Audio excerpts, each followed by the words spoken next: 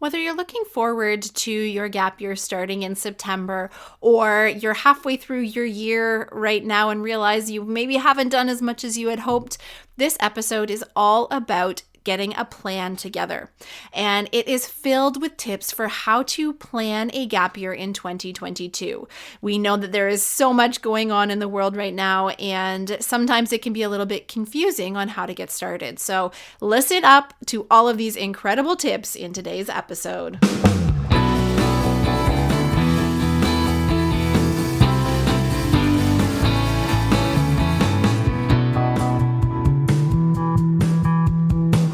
Welcome to the Gap Year Podcast, where we explore the who, what, where, when, and why of gap years. It's real people sharing their stories, ideas, and experts diving deep into how you can make the right decisions in order to have a meaningful gap year. This is the place to be no matter where you are on your gap year journey. I'm Michelle Dittmer, your resident gap year expert. Let's jump right in.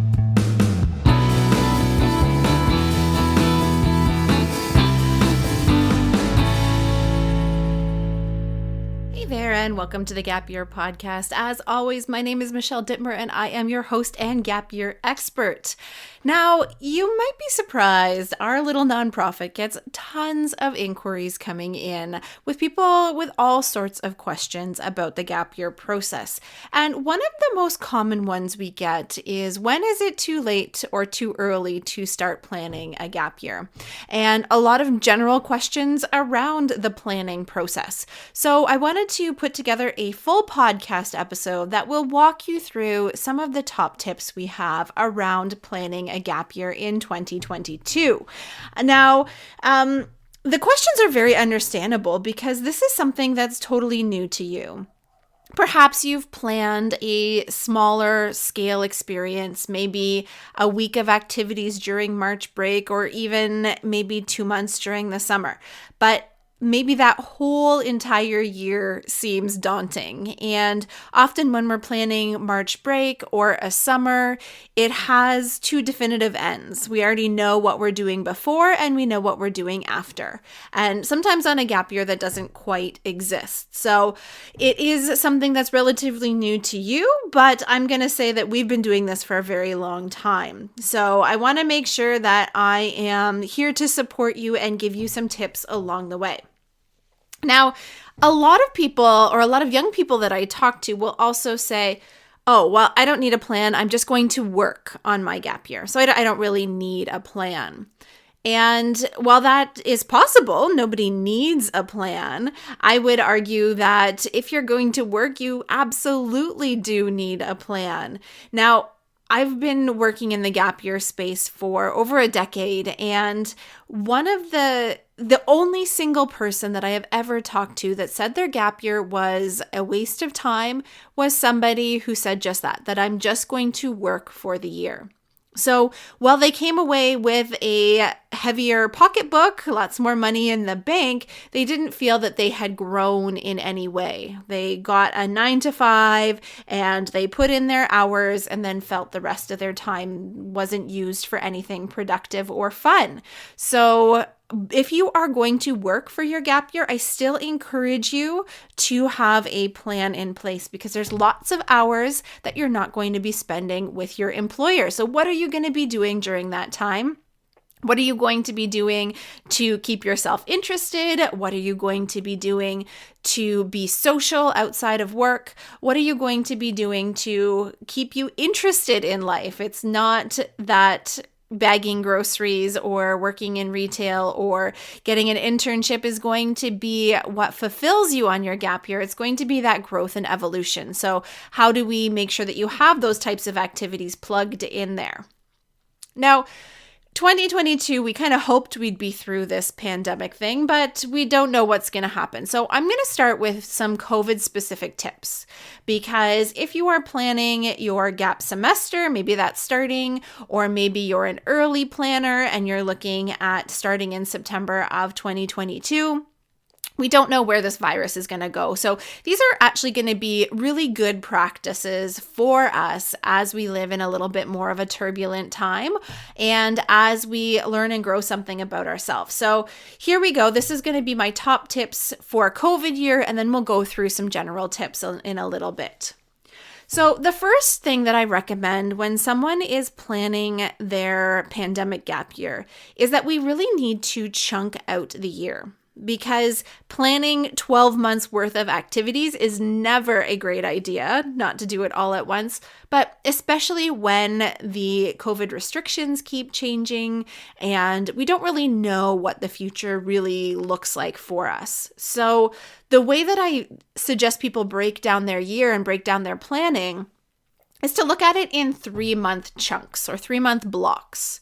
So we can reliably predict what the next 3 months are going to look like. We have some sort of idea of trends. We've kind of been through this a couple times now, so we can see what the next 3 months are going to look like. So definitely you can start to book those activities. You can plan in pen, in marker, get those things firmed up, concrete, register for things, all of the things that you know, you could do that first 3 months, whatever that is. So 3 months out from now, we can plan that pretty concretely.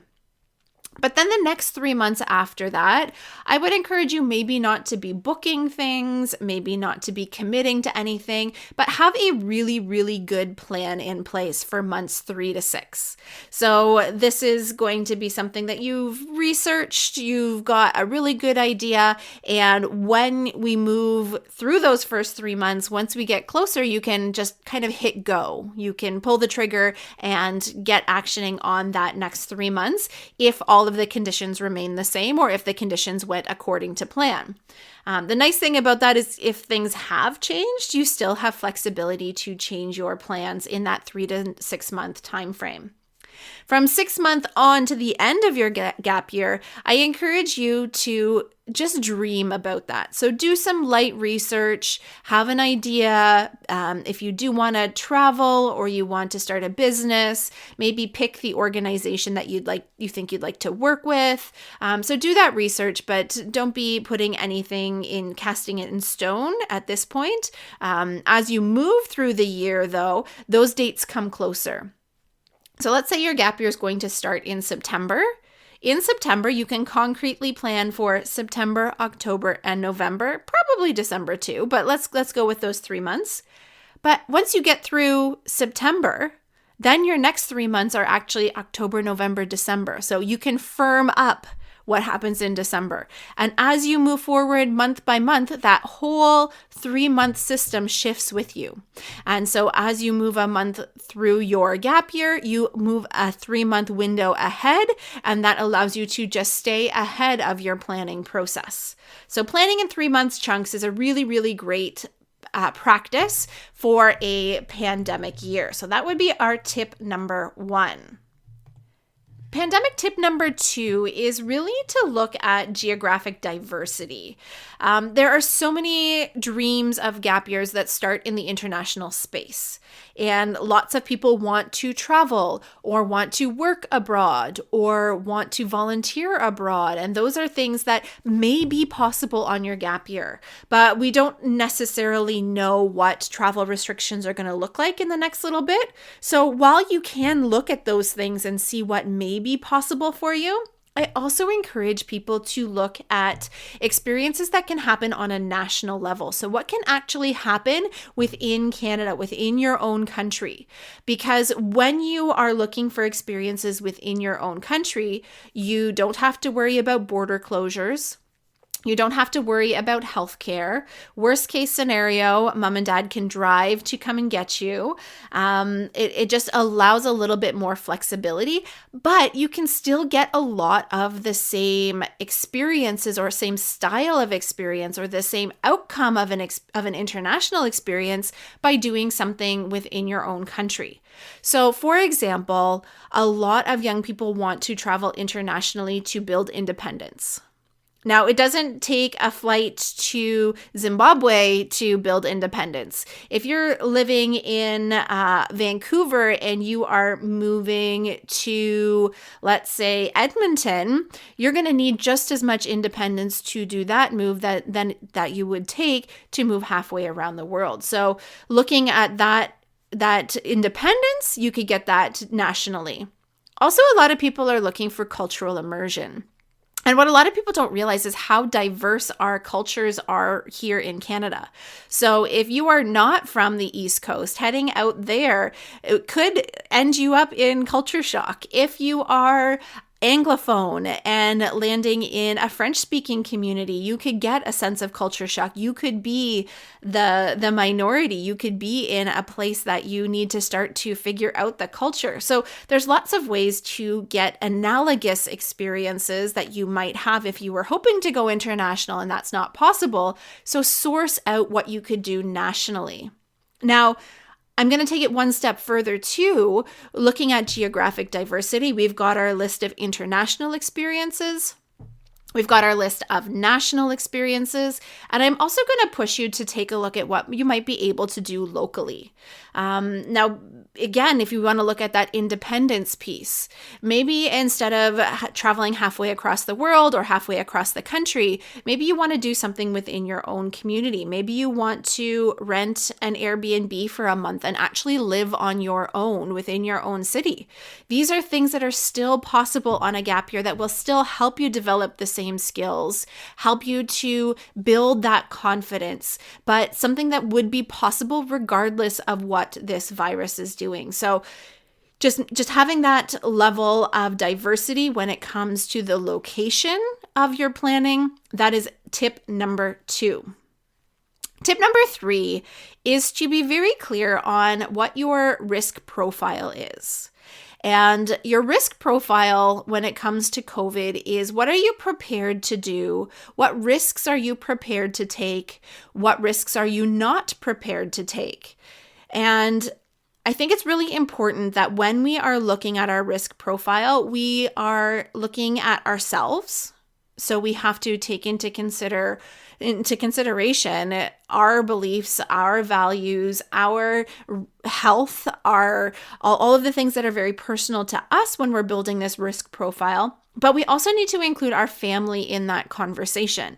The transition into adulthood, the transition into building responsibility is a tricky one at this stage because often we're still living under our parents' roofs, or our parents are helping to fund our gap year or fund our post-secondary. So we do need to take those opinions and those restrictions into consideration when we are building our risk profile. So it's not just something for you personally, but you also need to include your family in that conversation around what is your risk profile, what is your risk tolerance, and having a really clear definition of that will allow you to use it as a really strong filter when you are evaluating the different types of activities you want to participate in on your gap year. The last one can be really tricky, and I'm going to break it down pretty clearly for you, because when I say it, I'm sure you're going to groan, because as I was writing it, I didn't love the idea at first. And then when I actually thought about the experiences that current gappers are having, I knew I had to include it. So you have to get excited about virtual opportunities, because virtual is not going away. And whether this virus disappears tomorrow and the whole world is COVID-free, a lot of really neat opportunities have come out through the virtual space. Now, there is a big, huge difference between online school, online learning by default, by the situation requiring that type of interaction, than it's very different than a lot of the other opportunities that are out there. So we need to embrace virtual experiences. And once you are in a place of power to decide which virtual experiences work for you and are interesting to you, it shifts very, very dramatically. So instead of being required to do school online, you have the choice to get involved in some really amazing opportunities. So let me just paint a little picture of this for you. Virtual volunteering is a thing. And I've heard some amazing examples out there. So maybe you're interested in marine conservation and interested in animals. Well, I know Animal Experience International had virtual volunteers where they were supporting researchers and they were sorting through different photos of dolphins to classify which kind of dolphin they were. And that really helped the researchers to be able to track where these dolphins were migrating to and who was mating and all sorts of really, really valuable stuff. So what a cool way to get some experience, to support marine conservation, and to do something safely from your own home. So there's one example, but let's jump into something else. Maybe you're interested in public health. Maybe you want to find an organization halfway around the world that supports with maybe maternal health.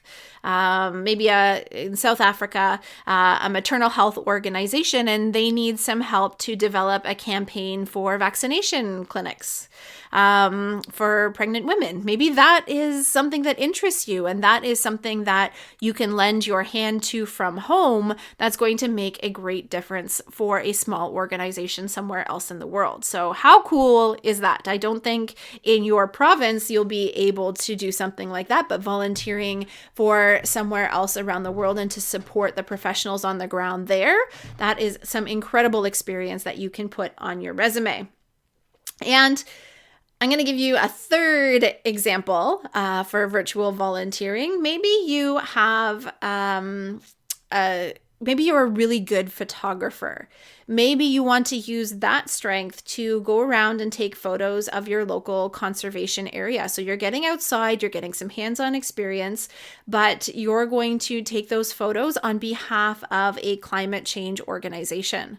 So while you are maintaining social distancing and you are not interacting directly face-to-face with other organizations, you can use the virtual space to find and implement really, really cool volunteer projects that you could get involved in or create on your own.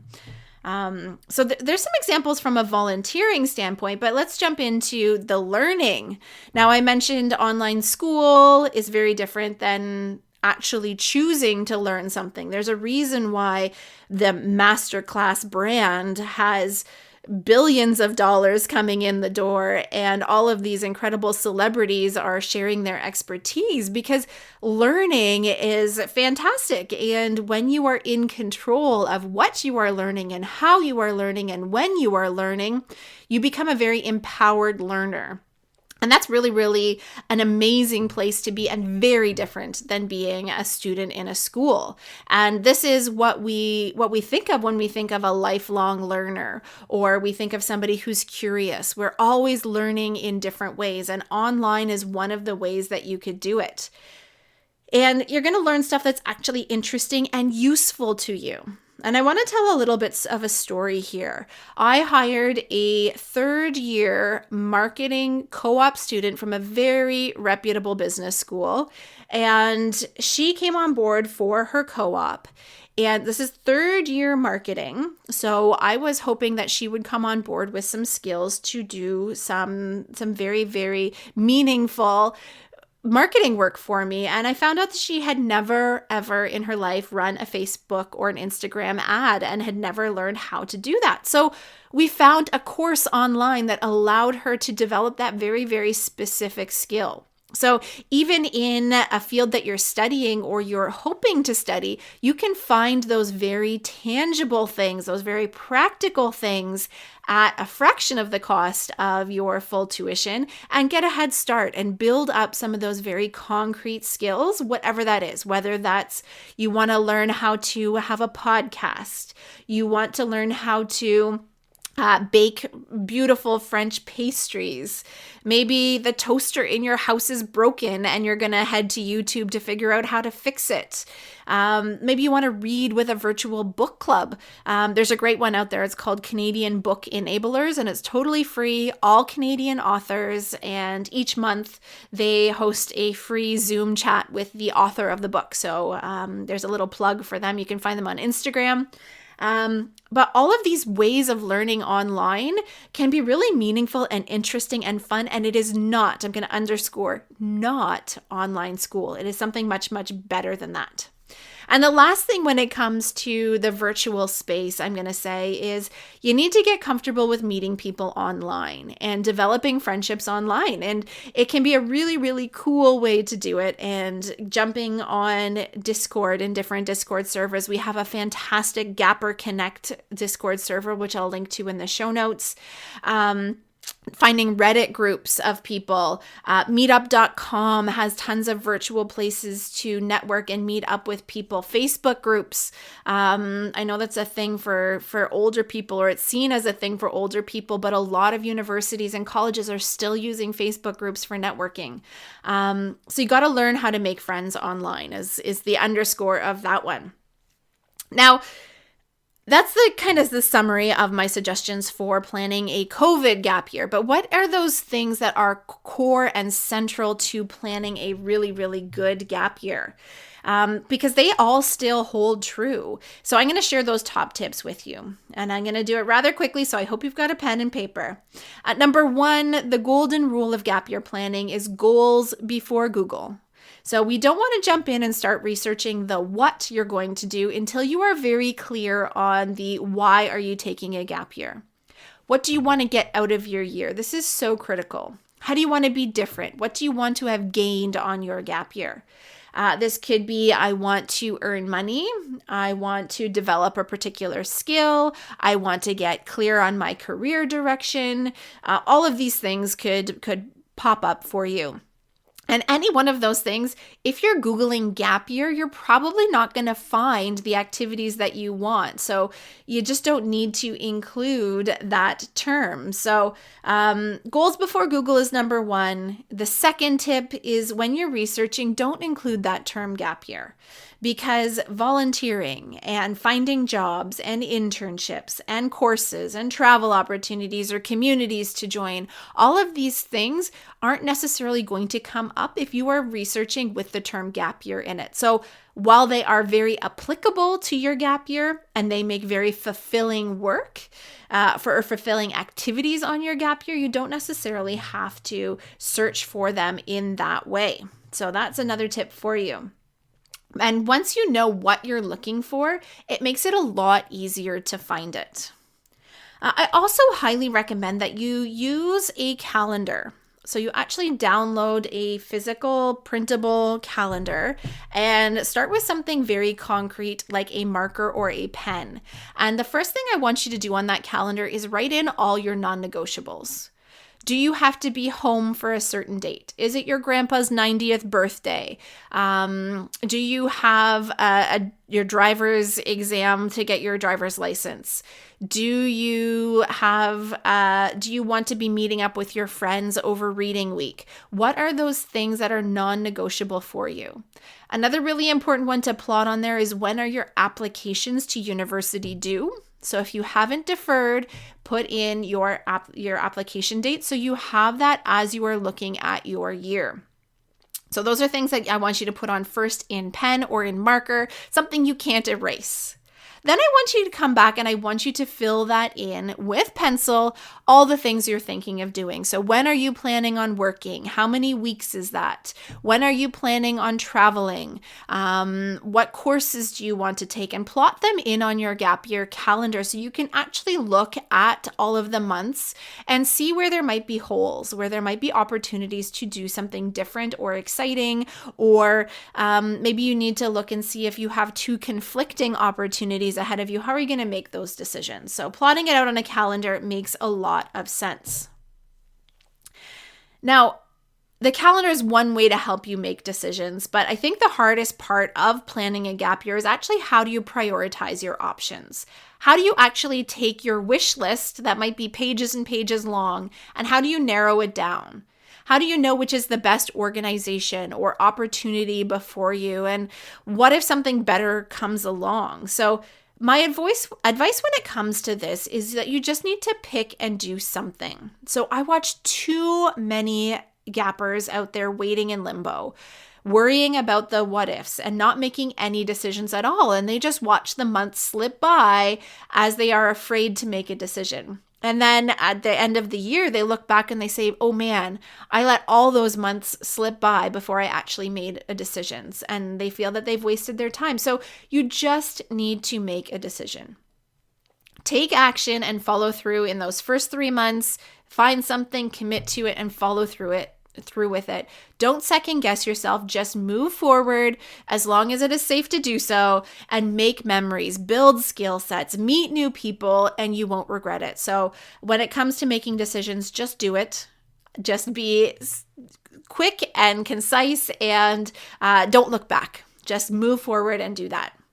Now, if you do need more support, I know some people really like to DIY with all the free resources that are out there, and they can make a go of it. And that's what this podcast is here for you, to help give you those tips and tricks along the way. But if you do need more guidance and more support, we are just relaunching an online program called the Gap Year Planner, which is an online portal of resources that is your step-by-step guide to planning a gap year.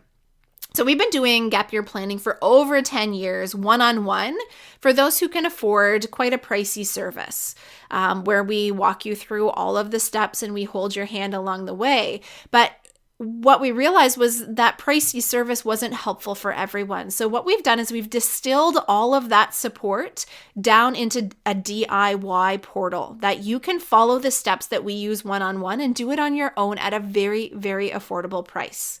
So for just $29, you can still get all of the value of having a guide there with you, but you do it on your own. And that can be really, really helpful for a lot of people to have some structure, to have some steps to follow, and to make sure that you're feeling confident about all of the decisions.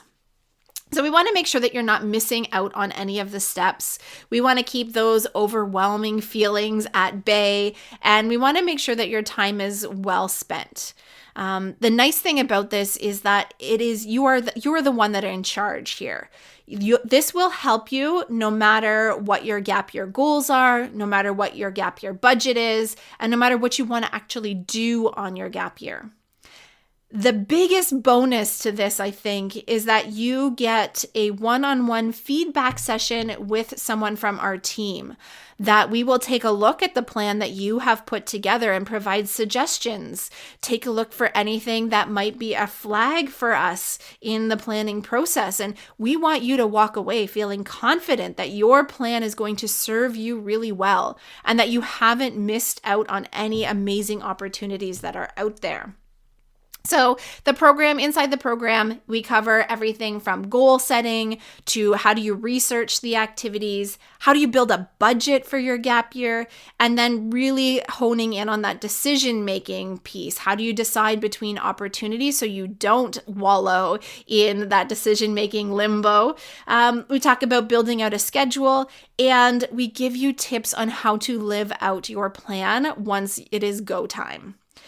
So interspersed throughout the course, there are tips for COVID gap year planning and hundreds of general tips, tricks, and resources that will really set you up for success. We want to be able to support you and support as many of you as possible. And this is the most efficient way that we can do it and really be that guide that's cheering you on and showing you the way while giving you the freedom to do it at your own leisure.